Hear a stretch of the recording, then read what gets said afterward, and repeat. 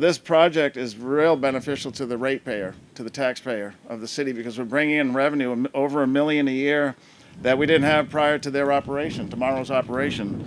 So you guys, you're seen as heroes in our ratepayer and in our average citizens' books here. So the plant is environmentally friendly as well, and I had to confirm this fact with David Layfeld, but basically by what they're doing, and they'll explain it, we're removing what's equivalent to gas emissions of 83,000 cars annually. That's an annual number, right, David? Annually? So think of that.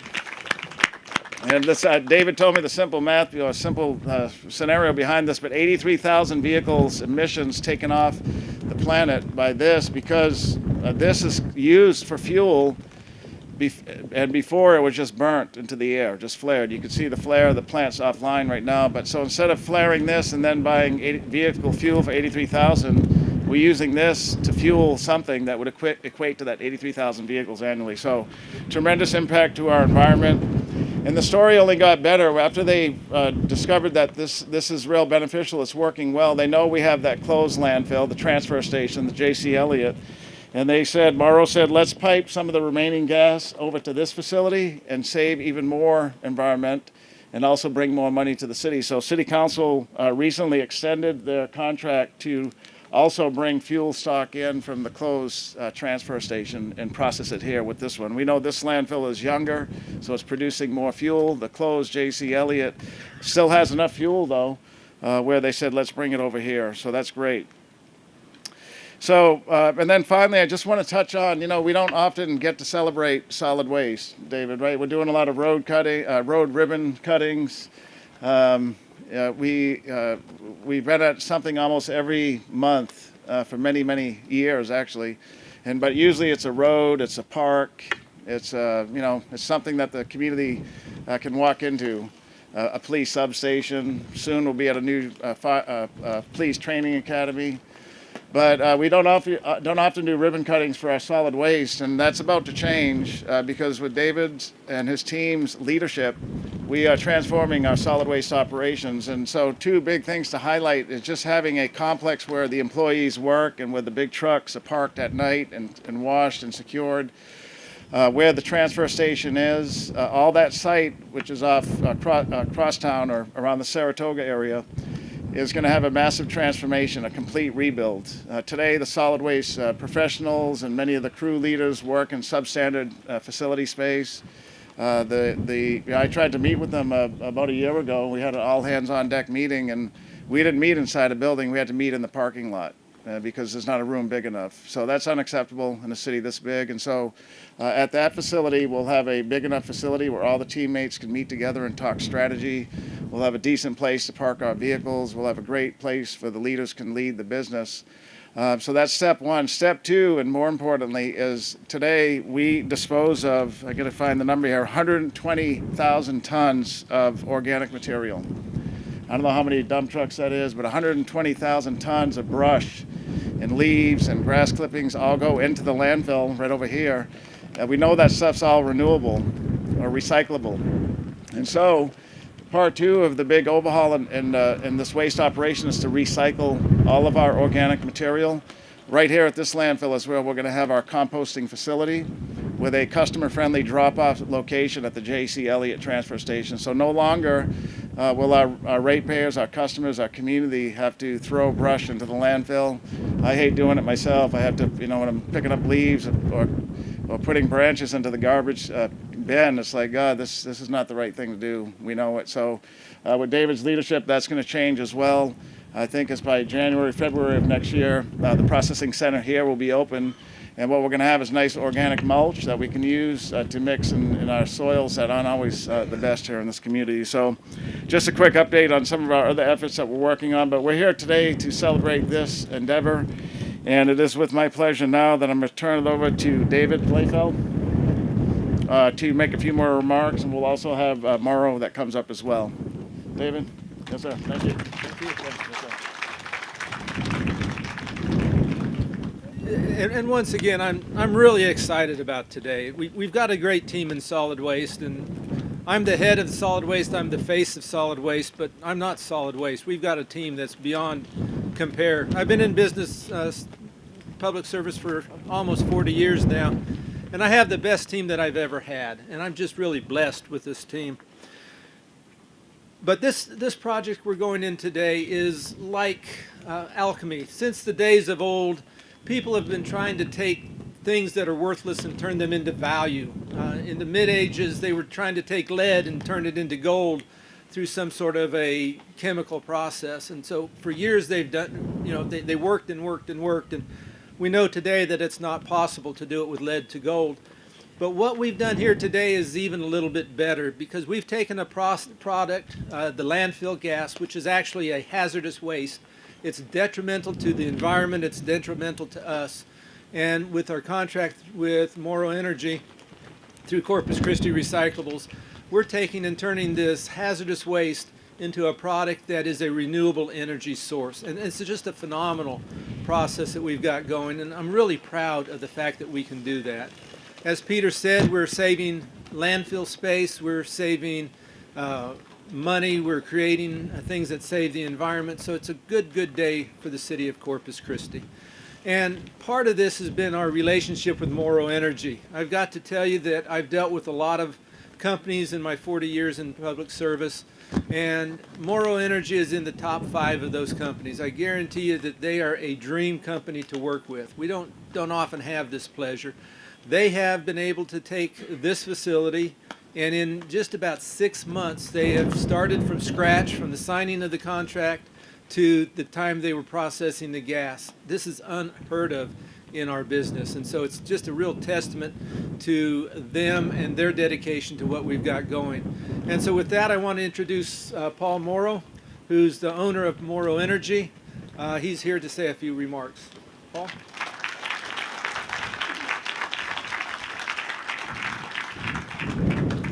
Well, thank you guys all for being here. It's a real pleasure. I'm very grateful. I'd like to echo the same team thing. My name's Paul Morrow, but I just represent a team of people that all work for Morrow. And like the city, I'm going to collectively, there's too many people to thank, so I'm going to collectively refer to people as the city and Morrow. Morrow Energy was actually a derivation of a company founded by my father called South Tex Treaters. I used to work in spots like Alice and Freer and Hebronville, and in this general area, and whatever you needed, it was in Corpus Christi. It didn't matter what you had to get, you had to go to Corpus Christi to get it. And so I kind of viewed Corpus Christi as like a city-state, is the way I would describe it. And it was a place where there was like kind of complete reliance, or where you could get anything there. So if you look around here in Corpus, one of the things that makes it really unique, that if you live here, maybe you don't see it, but there's windmills out here, there's refineries all along the coast, and now you have RNG here. And these things don't just kind of coexist, they actually complement each other. Part of what made this project possible was all the infrastructure and the city-state mentality that I believe is here in Corpus. And this is really, like I say, this is really unique. I don't think there's another city in the country that has this much energy diversity all in one place. I think it's a really kind of, I'd use the term a beacon for what's possible. This is an absolute company and career highlight to get to do a project like this in Corpus.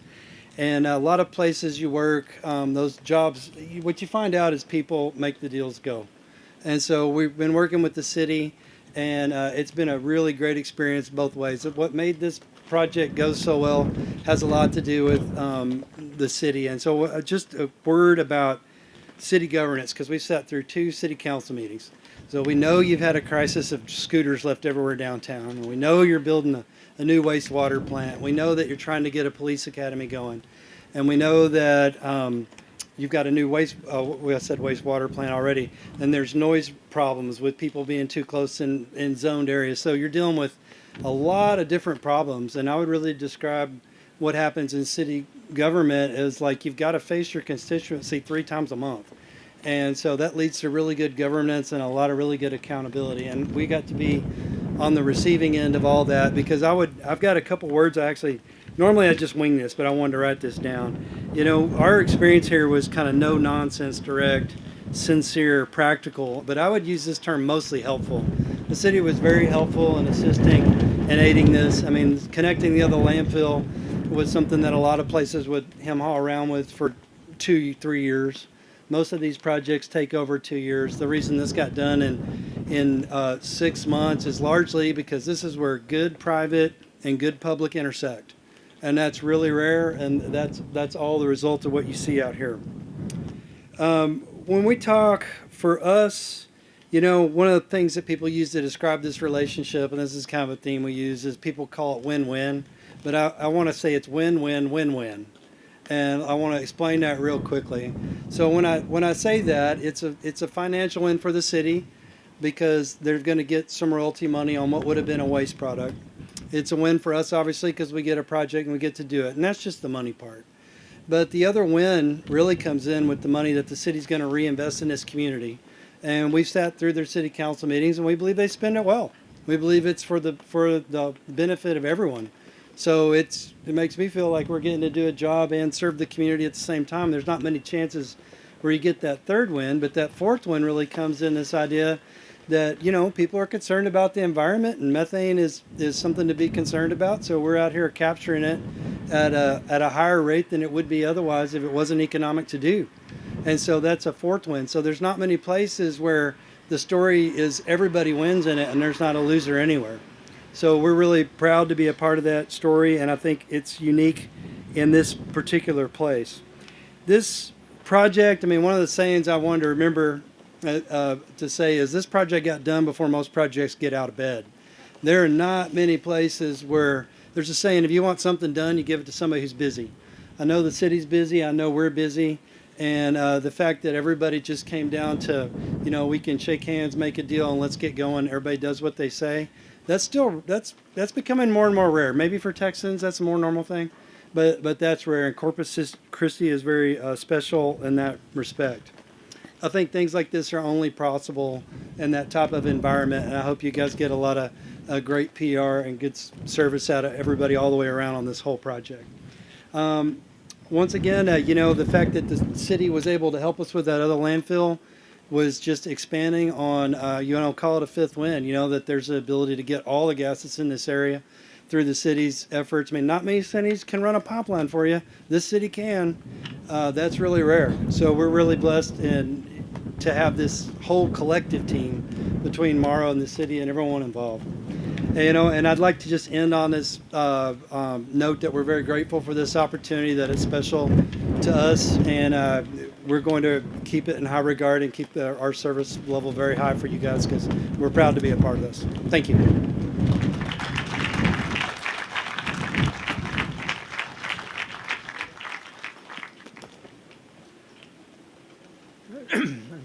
Once again, Morrow Energy has been a great team to work with.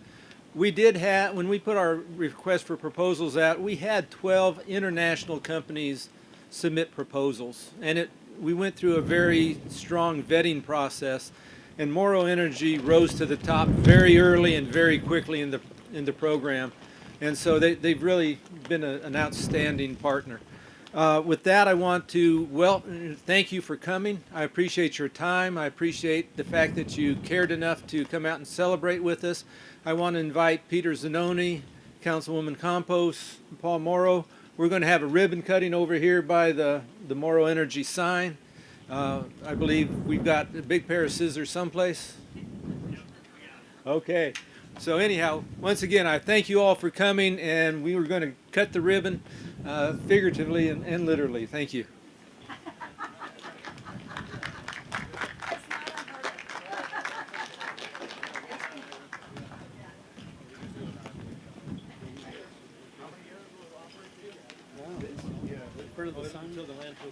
Thank you. Like a long time, right? That was a good It's a 40-year contract. We'll all be gone by then.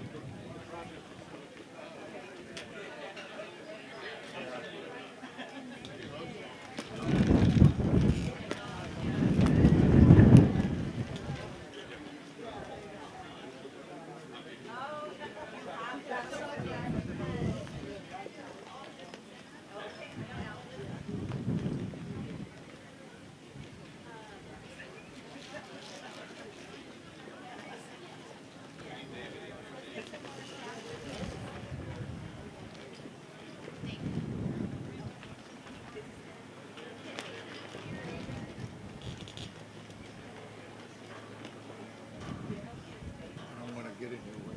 Oh no, go ahead, go ahead. I already got some good ones.